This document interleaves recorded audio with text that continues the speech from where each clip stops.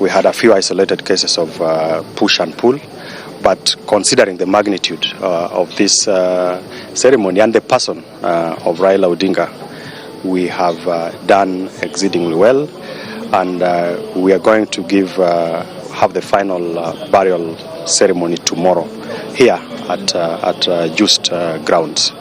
We have everything ready. Then the service tomorrow is expected to begin at 9 a.m. to be conducted by the Anglican Church of Kenya.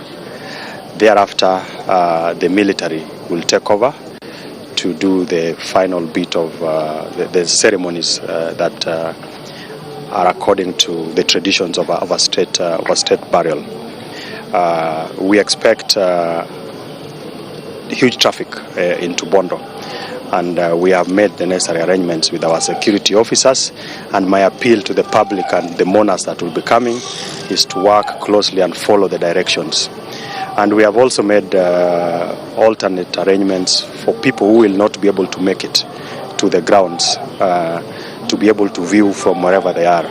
So we'll have screens all over in Bondo town, in other counties, including Nairobi, as far as Garissa, Mombasa, Homa Bay, Isiolo, and this event will also be streamed live. I'm sure as citizens you'll be able to be streaming it live.